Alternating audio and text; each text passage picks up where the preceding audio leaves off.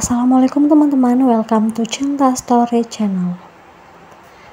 Masih dengan cerita yang berjudul Cinta yang Bodoh part 22.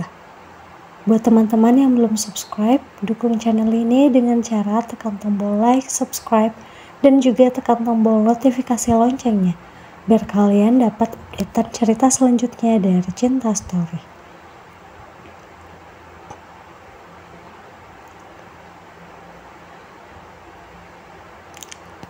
Part 22. Aku tidak ada hubungan apapun sama Acha. Percaya sama aku. Aku sudah janji akan nikahi kamu. Aku tidak mungkin main-main dengan hubungan serius ini.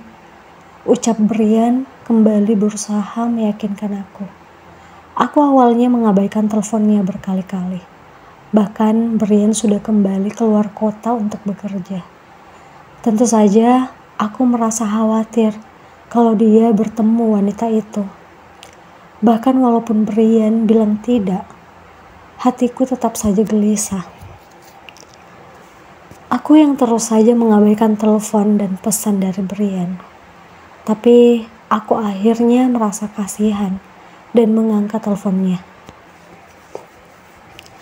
Aku gak tahu apa aku bisa percaya atau tidak sama kamu. Walaupun kamu bilang mau nikah sama aku, tapi kamu bahkan belum bilang ke orang tua kamu kan? Kasih aku waktu untuk berpikir lagi, jawabku. Aku akan telepon orang tua aku sekarang untuk kasih tahu mereka soal rencana pernikahan kita. Sebenarnya aku berniat kasih tahu mereka nanti, sebulan sebelum lamaran. Tapi karena kamu tidak yakin, aku telepon sekarang. Brian langsung mematikan teleponnya. Mungkin saja dia benar menelpon orang tuanya. Apa yang akan orang tuanya katakan? Apa aku salah karena meragukan dia? Aku terus menunggu telepon dari Brian. Ini sudah hampir 1 jam sejak Brian mematikan teleponnya. Dia belum menelpon lagi setelah itu. Apa terjadi sesuatu? Apa dia benar menelpon orang tuanya dan mereka marah? HP-ku yang berdering kemudian membuyarkan lamunanku. Aku tidak memperhatikan dan segera mengangkat telepon yang kukira dari Brian. Halo, Brian. Kenapa kamu baru telepon sekarang sih? Tanyaku dengan cepat. Mita, ini aku, Arsya. Brian siapa? Jawabnya. Setelah mendengar suara Arsya, aku langsung melihat ke layar HP-ku untuk memastikan. Ternyata memang benar itu nomor Arsya, bukan Brian. Saking semangatnya aku sampai tidak memperhatikan lagi siapa yang menelpon. Sorry. Aku pikir, sudahlah, lupakan saja. Kenapa kamu telepon? Tanyaku dengan nada bicara yang masih sama juteknya. Aku juga tidak mengira kalau Arsya tidak menyerah, walaupun aku mengabaikan dia berkali-kali. Seakan semuanya berbalik. Dulu, aku yang terabaikan. Kini aku yang mengabaikan dia. Setiap hari, Arsya selalu saja mengirim pesan dan menelpon. Dia mungkin berpikir aku akan luluh. Mita, aku mau ketemu kamu. Aku mohon kali ini kamu mau ketemu aku. Paling tidak temani aku makan. Aku bahkan belum makan sejak pagi. Tapi aku gak mau makan kalau kamu gak mau ketemu aku. Ucapnya. Jangan makan kalau tidak mau. Aku tidak mau ketemu kamu. Balasku tegas. Oke, kamu yang minta.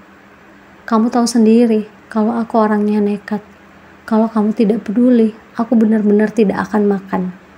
Di rumahku tidak ada siapapun. Kalau aku sakit, tidak akan ada yang melihat aku. Aku terdiam. setelah mendengar perkataan Arsya. Walau bagaimanapun, aku tidak ingin dia sakit karena aku. Jika dia benar-benar tidak makan seharian, dia pasti akan lemas. Dia benar-benar sangat mengenalku. Dia tahu kalau aku tidak mungkin tega membiarkan dia sakit atau terluka. Dia sangat tahu kalau aku orang yang tidak tegaan, dan dia selalu memanfaatkan sifatku itu untuk memaksaku menemuinya. Arsya, aku akan ketemu kamu. Aku keluar sekarang. Kita ketemu di tempat biasa saja. Ucapku yang langsung keluar dari kamarku dan pergi menemui Arsya. Aku tak memikirkan apapun selain rasa kesalku pada Brian, karena dia tidak juga mengabariku. Tapi bukan hanya itu saja. Aku juga mulai memikirkan Arsya yang benar-benar nekat, bahkan berani menyiksa dirinya sendiri.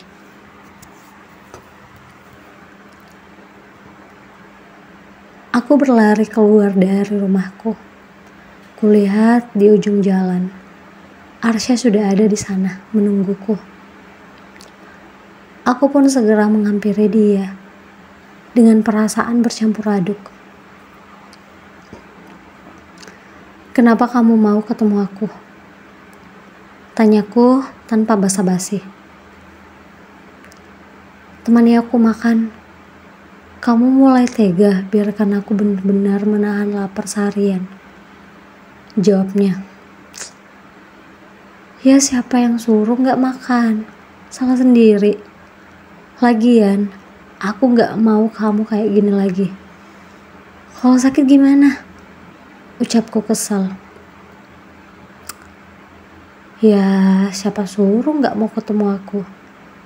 Tahu sendiri kan aku orangnya nekat. Lagian sekarang kamu mau terus di sini lihat aku kelaparan? Atau temani aku makan? Ya udah deh ya, balasku.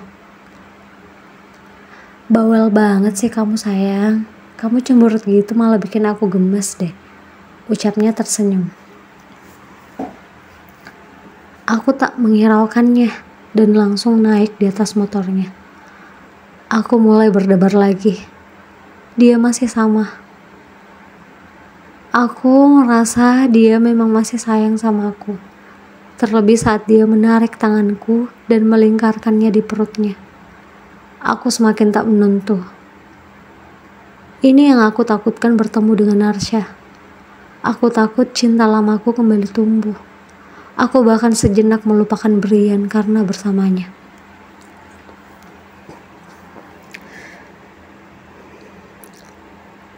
Please, Mita, jangan jatuh cinta lagi. Dia mungkin sudah menyesal dan benar-benar serius. Tapi kamu harus tahu kalau dia bisa berubah kapan saja. Ucapku dalam hati berusaha meyakinkan diriku sendiri. Sementara aku terus memeluk Arsya dari belakang karena dia terus menahan tanganku saat aku ingin melepasnya. Aku menemani dia makan di sebuah warung pinggir jalan dekat tepi pantai. Dia memang terlihat sangat kelaparan, tapi masih terlihat tenang sambil sesekali tersenyum melihatku. Setelah selesai makan, kami berdiri menatap ke arah pantai. Suasananya begitu sejuk dan nyaman. Mita, aku mau balikan, ucapnya melihat ke arahku. Dan aku pun langsung menoleh setelah mendengarnya. Aku gak bisa. Aku gak yakin sama kamu. Jawabku tanpa berpikir. Karena jika aku mengikuti perasaanku, mungkin saja aku langsung menerima dia tanpa memikirkan Brian. Aku mohon Mita. Aku belum pernah memohon pada wanita selain kamu. Aku juga belum pernah merasa menyesal seperti ini. Aku sadar kalau kamu wanita terbaik dalam hidup aku. Aku serius. Aku bakal minta izin sama orang tua kamu kalau aku mau ketemu kamu. Aku juga akan lamar kamu tahun depan. Kita menikah. Arsya memegang tanganku. Dia terlihat sangat serius hingga aku melihat matanya berkaca-kaca. Aku bahkan belum pernah melihat dia seperti ini. Aku gak bisa, maaf, ucapku. Ya sudah, kita pulang aja sekarang. Entah apa yang dia pikirkan.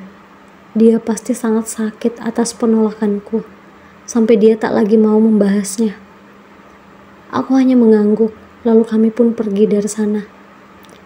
Tapi di perjalanan, Arsya membelokkan motornya masuk ke dalam perumahan dan berhenti tepat di depan sebuah rumah. Kok kita nggak pulang? Ini di mana? Tanyaku. Aku masih pengen sama kamu, Mita. Boleh kan pulangnya nanti saja? Kita masuk dulu, ucapnya. Tapi ini rumah kosong. Aku takut. Aku nggak mau. Mita, please. Aku sayang sama kamu. Aku mau kita sama-sama lagi. Kasih aku kesempatan. Atau paling tidak, kita masuk dulu. Aku mau menghabiskan waktu sebentar lagi sama kamu. Aku cuma butuh kamu temani aku sebentar saja, ucapnya. Aku yang masih berdiri di dekat motor itu terus berpikir, dan hatiku mulai berdebat antara kasihan, cinta, dan rasa takut. Dalam rumah kosong, Arsya bisa saja melakukan sesuatu padaku. Aku gak mau, Arsya. Aku mau pulang. Kamu pasti akan macam-macam kan? Aku takut. Aku gak mau. Tolakku tegas sambil berpikir bagaimana aku bisa pulang jika Arsya tidak mau mengantarku. Oke, aku jujur. Kamu paling tahu kelemahanku adalah aku tidak bisa bohongi kamu. Aku bisa bohongi wanita lain, tapi kamu tidak. Aku ajak kamu ke sini, aku berharap kamu bisa mencintai aku seperti dulu. Menerima aku kembali. Aku sengaja. Aku mau kita menghabiskan waktu di rumah itu berdua saja, tanpa siapapun. Aku mau kamu jadi milikku seutuhnya. Aku mau kita melakukan hubungan itu, supaya kamu benar-benar tidak akan melupakan aku. Aku berharap kejujuranku ini bisa membuat kamu mengerti kalau aku benar-benar sayang sama kamu. Aku bisa melakukan apapun untuk bisa bersama kamu lagi. Jangan gila kamu, Arsya. Aku gak mau. Aku mohon jangan seperti ini, pintaku. Aku benar-benar merasa hancur saat tahu Arsya berniat sejauh itu.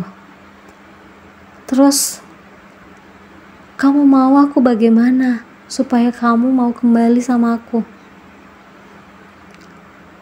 Aku gak mau apapun. Aku gak bisa balikan sama kamu.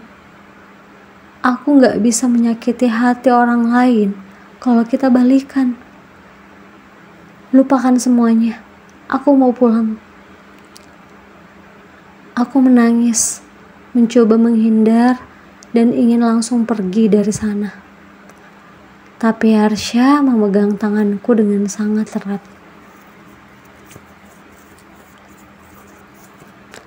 Kamu punya seseorang. Siapa dia? Aku menatap matanya yang penuh dengan kesedihan. Kulihat air matanya sebentar lagi tumpah. Jangan bahas ini. Aku mau pulang. Lepasin. Enggak, jawab aku. Siapa orangnya? Enggak, Arsya, lepasin. Aku terus memberontak supaya Arsya melepaskan genggamannya. Tapi dia benar-benar memegang pergelangan tanganku dengan sangat kuat. Hingga akhirnya handphoneku berdering. Aku segera mengambilnya dengan satu tanganku. Sementara Arsya masih di dekatku. dan tetap memegang tanganku erat. "Brian, apa dia orangnya?" tanya Arsya saat melihat layar handphoneku. Aku tak menjawab pertanyaan Arsya. Dengan air mata yang mengalir di pipiku, aku mengangkat telepon dari Brian di depan Arsya. "Halo, assalamualaikum sayang. Maaf baru telepon kamu sekarang," ucap Brian. "Halo, aku mau kamu pulang. Aku kangen sama kamu. Aku benar-benar tersiksa," ucapku menangis. Seketika Arsya yang mendengarku langsung melepaskan tanganku, dan air matanya akhirnya tumpah di tanganku. Aku tersentak melihat air mata Arsya yang membasahi kulitku itu.